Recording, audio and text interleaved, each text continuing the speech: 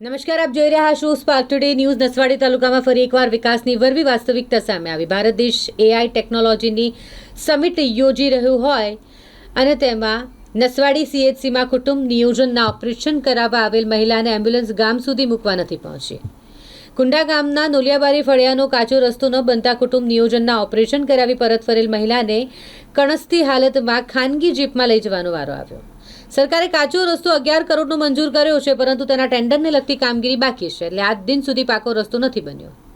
અગાઉ પણ આ જ ફળિયાની પ્રસૂતાને કાચા રસ્તાને લઈ બાળકનો જીવ ગુમાવવાનો વારો આવ્યો હતો. વિધાનસભામાં ચૂંટાયેલા નેતાઓ આ દ્રશ્યો જોઈ કાચા રસ્તા ક્યારે પાકા બનાવશે તે મોટો પ્રશ્ન છે. એક તરફ ભારત દેશ એઆઈ ટેકનોલોજી સમિટનું આયોજન કરી રહ્યું હોય અને ટેકનોલોજી કેટલાક સ્તરે આગળ વધી રહી છે, ભારત દેશ કઈ રીતે આગળ વધી રહ્યું છે તે વિશે દેશમાં ચર્ચા ચાલતી હોય ને બીજી તરફ એવી વાસ્તવિકતા પણ છે કે જ્યાં ગ્રામ્ય વિસ્તારના લોકો હજુએ પ્રાથમિક સુવિધા, જે રોડ રસ્તાની સુવિધા છે, જે દરેકને મળવી જોઈએ, તેનાથી પણ વંચિત છે.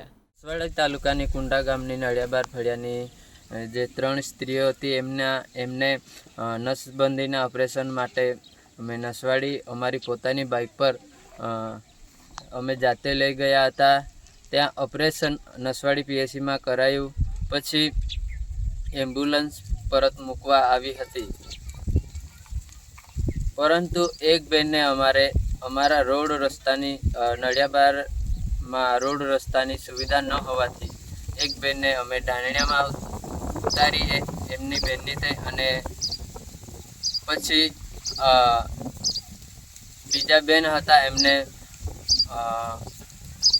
ઠેઠ નિશાણામાં ઉતારવામાં આવ્યા.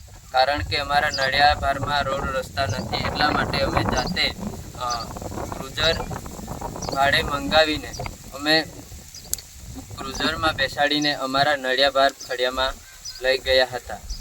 અને જે ત્રીજા બેન છે એમને અમે ઠેઠ અહીંયા ખેંદામાં લાવવા માટે મજબૂર બન્યા છે, કારણ કે આઝાદીના વર્ષો પછી અમારા કુંડાના નળિયાબાર ફળિયામાં હજુ સુધી રસ્તા બન્યા નથી.